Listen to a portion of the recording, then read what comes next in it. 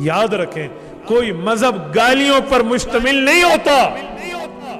Religion مذہب وہ اپنے اصول، آداب، قواعد، ضوابط رکھتا ہے، وہ جھوٹا ہو یا سچا ہو.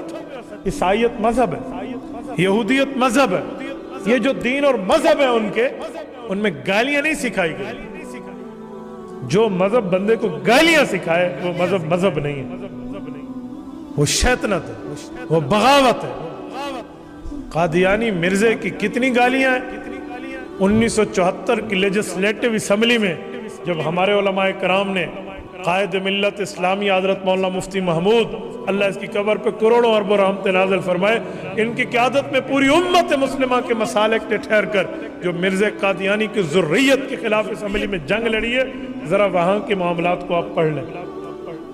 جو وہاں پر باتیں ہوئی نا، ان میں ہمارے علماء کی طرف سے ایک جملہ قائد انقلاب مولانا غلام غوث ہزاروی رحمت اللہ تعالی علیہ نے ایک محضر نامہ پڑھا تھا. محضر نامہ کیا تھا؟ حضرت مولانا غلام غوث ہزاروی رحمہ اللہ نے مرزے کی کتابوں کو کھنگالا، تلاش کیا، سرچ کیا، محنت، عرق ریزی، تک دو کوشش سے اس کی گالیوں کو اکٹھا کیا. اس کتاب میں کتنی گالیاں، اس کتاب میں کتنی گالیوں کی جب لسٹ بنی تو ان کے ذہن میں ایک عجیب بات ہے.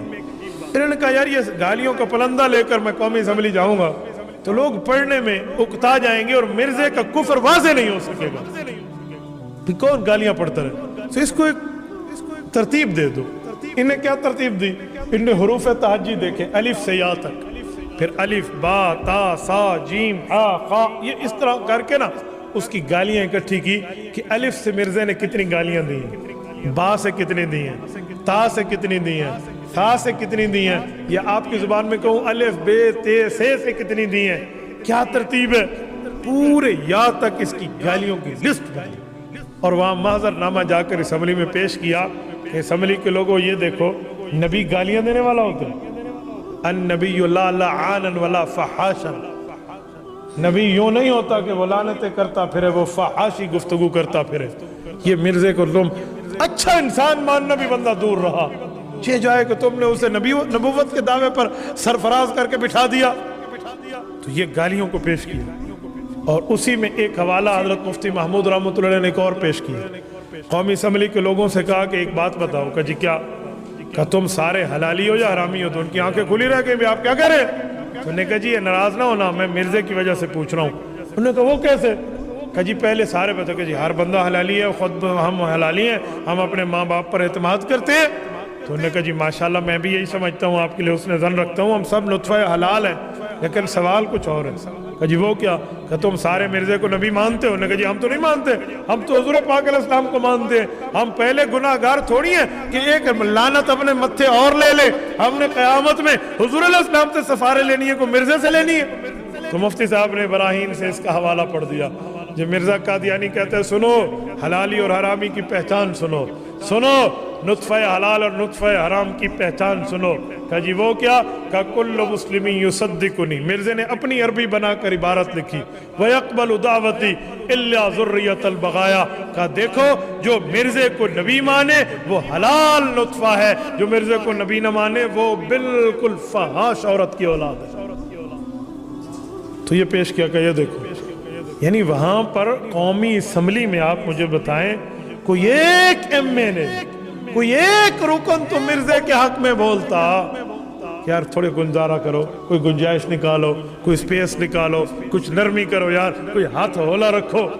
کسی نے کچھ نہیں کہا. سب نے کہا جی اس بے ایمان کو لکھو اس بے ایمانی کے نام. اچھا جب لکھنے کی باری آئی نا، کوئی بندہ کچھ کہہ رہا تھا؟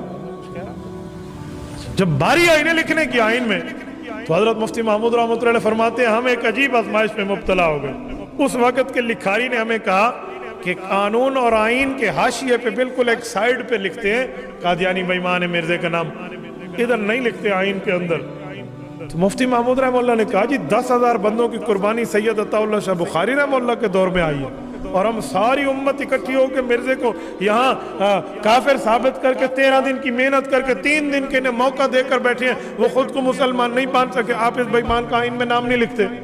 تو اس لکھاری نے کہا کہ مفتی محمود صاحب آپ تو عالم دین ہیں، آپ تو بہت اچھے ہیں، مرزا تو بڑا بے ایمان نام ہے، اس کے نام سے آئین پلیت ہو جائے گی، تو اس پلیت نام کو ادھر نہیں لکھنا چاہیے۔